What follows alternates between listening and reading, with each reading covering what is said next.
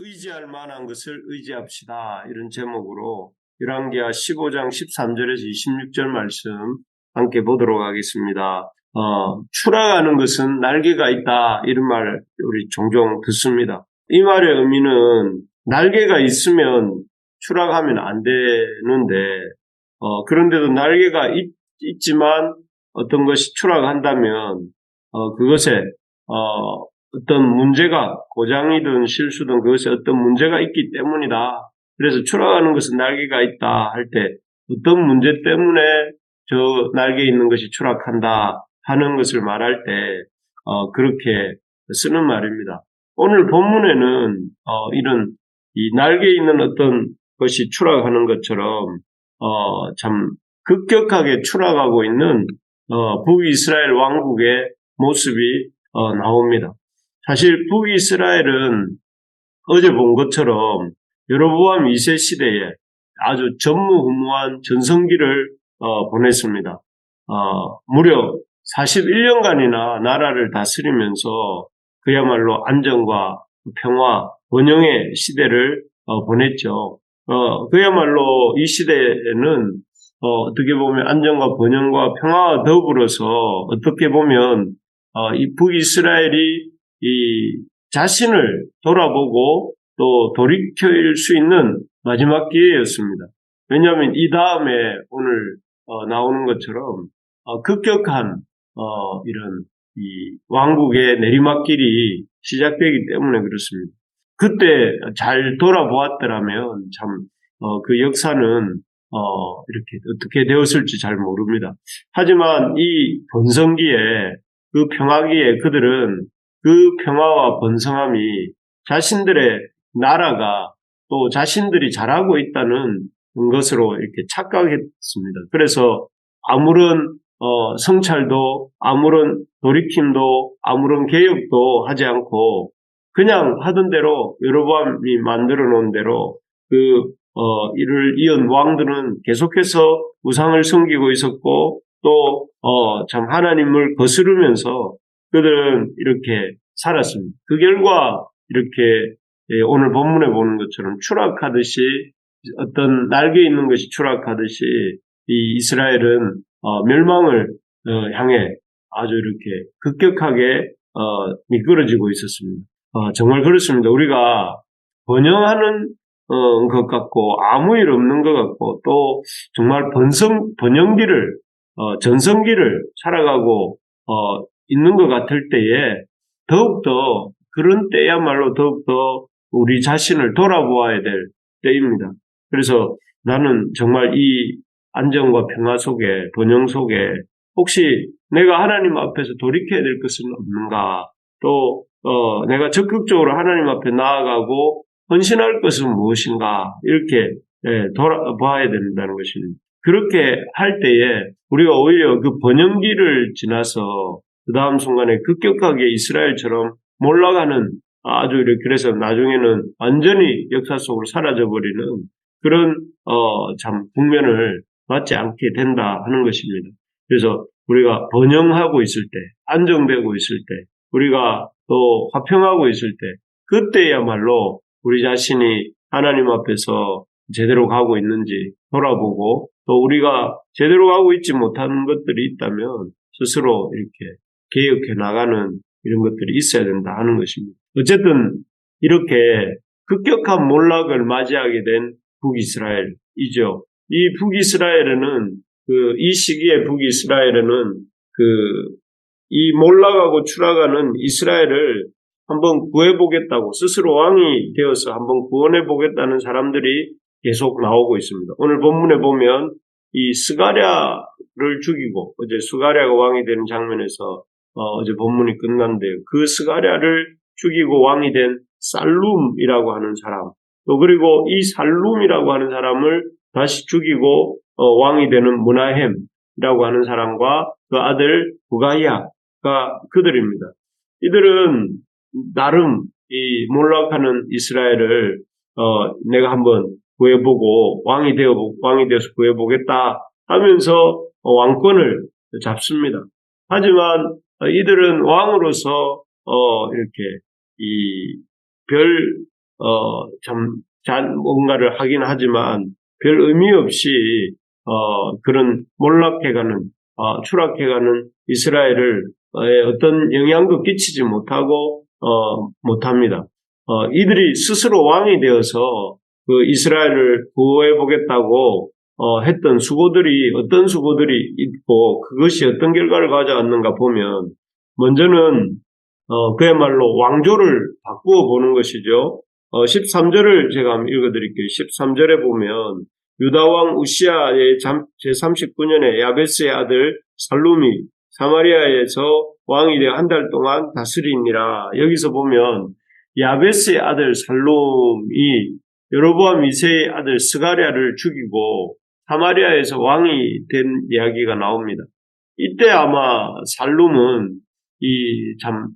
그 왕이 정말 못한다 이렇게 생각을 하면서 스가랴 왕이 잘 못한다 하면서 내가 한번 해보겠다 하는 마음으로 스가랴를 죽이고 왕이 되었을 것입니다.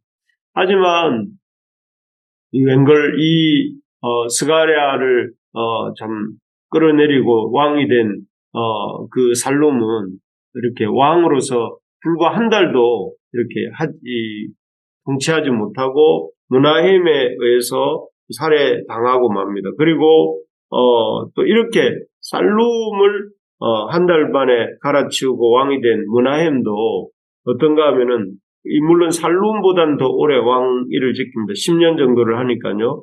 하고 아들 부가이에게 왕위를 물려줍니다만은 이 아들도 결국 또 2년이 못돼 왕위에서 내려오고 이스라엘은 그 몰락은 계속됩니다. 여기서 보면 아마 살룸도 그렇고 부가이아도 그렇고 이들은 자신들이 왕이 되어서 뭔가를 좀 바꾸면 나라의 시스템을 바꾸고 뭔가를 바꾸면 좀 이 북이스라엘이 좋아지지 않을까라는 생각을 했을 것입니다. 그런데 그들이 그렇게 생각하고 왕조를 이렇게 갈아치우고 자기가 왕이 되어 보지만 결국은 이 북이스라엘의 추락은 막지 못합니다. 참 하나님의 이런 정하신 심판 앞에서 살 수 있는 길은 왕을 바꾸고 왕조를 바꾸고 시스템을 바꾸는 것이 아니다 하는 것이죠. 하나님의 심판 앞에서 살 수 있는 것은 회개입니다. 회개하고 하나님께로 돌이키는 것이죠. 그래서 하나님께서 여로보암 2세 때 그 2세가 활동할 그 무렵에 선지자들을 보내시죠. 대표적인 선지자 아모스와 호세아 같은 선지자입니다. 그들은 북이스라엘을 향해서 회개하고 돌이킬 것에 대해서 계속해서 말씀합니다. 그때 만약 이 살룸이나 므나헴이나 부가이아 같은 왕들이 그런 선지자들의 말을 듣고 또 회개하고 돌이켰다면 그 결과는 전혀 달라졌을 것입니다. 하지만 이들은 그런 하나님 말씀을 듣고 돌이키는 것을 선택한 것이 아니라 자기 스스로 이 문제를 한번 해결해 보려고 스스로 왕이 되고 또 왕조를 무너뜨리고 왕이 되고 또 그 왕이 되어서 나름 뭔가를 이렇게 했던 것이죠. 했지만 결과적으로는 아무런 어떤 그 이스라엘의 추락에 영향을 주지 못했고 또 결국은 이스라엘과 함께 물론 이스라엘보다 앞서서 왕들은 죽임을 당하고 또 역사의 뒷면으로 사라지고 만 것입니다. 우리가 참 진정으로 이 땅에서 하나님의 심판 앞에 또 이 역사의 심판 앞에서 우리가 구원함을 얻는 길은 참 하나님께로 돌아가는 것입니다. 하나님 앞에 회개하고 하나님께로 돌아가서 하나님의 긍휼을 얻는 것입니다. 사람을 바꾸고 시스템을 바꾼다고 되는 것이 되는 부분도 있겠지만 되는 것이 아니고 궁극적으로는 하나님을 의지하고 그렇게 의뢰해야 된다는 것입니다. 두 번째로 보면 이 몰락하고 있는 추락한 이스라엘 나라를 구하기 위해서 왕이 된 사람들이 했던 수고가 돈으로 나라를 구하려고 한 것입니다. 19절을 보시면 이 아수르 왕 불이 와서 그 땅을 치료했다고 되어 있습니다. 불이라고 불리는 아수르 왕이 이스라엘을 공격해 온 것입니다. 이때 왕은 므나헴이었는데요. 므나헴이 은 1000달란트를 불에게 주어서 그를 자기를 도와 주게 함으로 나라를 자기 손에 굳게 세우려고 했다. 이렇게 19절에 되어 있습니다. 여기에 보면 므나헴이 그 아수르의 침공으로부터 이스라엘을 지키기 위해서 그 돈으로 그 문제를 백성들에게 빼앗은 돈으로 이렇게 해결하려고 합니다. 그래서 어떤 이 부울에게 얼마의 돈을 주는가 하면 300세겔을 300세겔이 아니라 3만 세겔이라고 되어 있죠. 정확하게 보면 300만 세겔을 줍니다. 여기 보면 은 1000달란트라고 나오는데 은 1000달란트가 3만 세겔이 되고 이 3만 세겔은 어느 정도의 금액이냐면은 다윗이 성전을 짓기 위해서 아라우나에게 구입했던 다장마당과 그 소의 금액이 아라우나 다장마당을 또 그 소를 돈 주고 구입할 때 그때 돈이 50세겔입니다. 그러니까 이 50세겔이니까 그 돈에 6만 배 정도 되는 돈이 은 1000달란트, 약 300만 세겔이 되는 것인데 그것은 어떻게 보면 성전터를 한 6만 개 정도를 구입할 수 있는 엄청난 금액이죠. 그래서 그야말로 이 북이스라엘에 있는 돈 없는 돈을 다 끌어모아서 아수르 왕 불에게 주고 이 나라를 아수르의 침공으로부터 이렇게 구한 것이죠. 하지만 이 어마어마한 금액 300만 세겔이나 되는 1000달란트나 되는 이 금액을 받고 아수르가 잠시 물러나지만 그 금액으로 아수르는 군대를 더 무장해서 더 강력해진 군대를 이끌고 돌아옵니다. 그래서 나중에 이 므나헴과 부가이야 밑에 베가 이런 왕들이 지나간 다음에 결국은 북이스라엘은 그 아수르의 손에 망하고 말죠. 그러니까 오히려 그가 돈으로 이 이스라엘을 아수르로부터 건지려 했지만 그가 준 돈으로 인해서 결국은 나라가 더 급속하게 망하게 되는 그런 빌미가 됩니다. 그래서 여기서도 이렇게 보면 돈이 그 이스라엘을 구하지 못했고 또 이스라엘의 그런 인생들의 문제를 해결해 주지 못했다 하는 것을 보게 됩니다. 그래서 오늘날도 어찌 보면 돈을 하나님보다 돈을 더 의지하고 또 그렇게 나라도 개인도 또 가정들도 하나님보다 돈을 더 의지하는 경우가 많습니다. 그러다 보면 이 돈이 모든 걸 해결해 줄 것처럼 생각할 수 있는데 오늘 이 본문에서 보는 므나헴의 이 어리석은 선택과 하나님 찾지 않음의 결과가 무엇인지를 우리가 보면서 돈을 찾았을 것이 아니라 그가 하나님을 찾았어야 되는데 하는 생각을 하게 됩니다. 하나님께서 보내셨던 선지자들의 말을 듣고 하나님을 찾았다면 역사는 또 달라졌겠죠. 마지막으로 이 부가이야라고 하는 왕의 선택인데요. 이 사람은 나라를 구하는 게 문제가 아니라 자기 인생의 위기에 처하게 됩니다. 그래서 그 인생을 구하기 위해서 그가 했던 시도들이 나오는데 여기 24절에 보면 이 사람은 역시 자기 아버지 므나헴처럼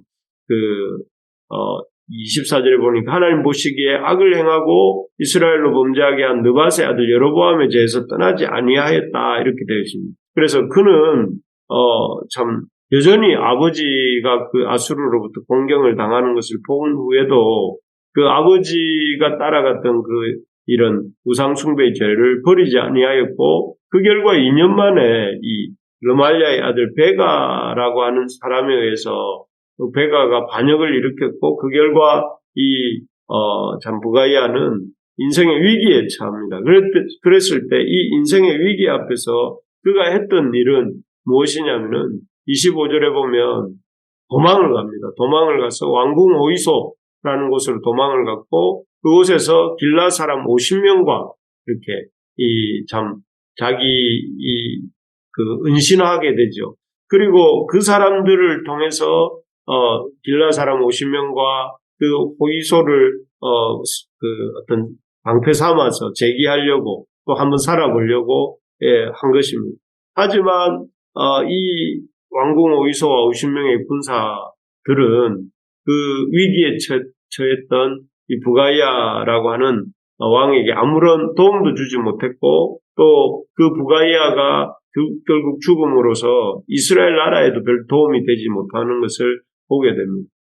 나라는커녕 자기 인생도 어떻게 하지 못하고 죽고 만 것이죠. 참 이렇게 하나님을 찾지 아니하고 이 북이스라엘의 마지막 왕들은 열심히 사람을 의지하고 또 열심히 이렇게 재물을 의지하고 또 열심히 자신의 생각과 아이디어를 로 뭔가 해결해 보려고 하다가 결국은 참 그 어리석은 선택과 함께 망하게 되었던 것들을 보게 됩니다. 참 지혜로운 사람은 우리 앞에서도 찬양도 했지만 우리 하나님을 의지하고 참 하나님이 돌이키라 할 때 돌이킬 줄 알고 하나님 앞에 참 그 회개하고 회심하여서 주께로 향해 나아가는 인생, 그런 인생이야말로 지혜로운 인생이고 자기 인생을 구할 인생이고 자기가 속한 가정과 교회, 국가를 이렇게 바르게 세울 수 있는 그런 사람이 되는 것입니다. 바라는 것은 우리의 기초를 돈이 아니라 사람이 아니라 자신의 이런 계획이 아니라 하나님께 둘 수 있는 우리가 되기를 소망합니다. 그리고 하나님을 의지할 수 있는 참 이렇게 위기의 때 하나님을 의지하려면 위기가 아닌 때에도 하나님을 힘있게 의지해야 되는 것이죠. 그런 우리가 될 수 있기를 간절히 소망합니다.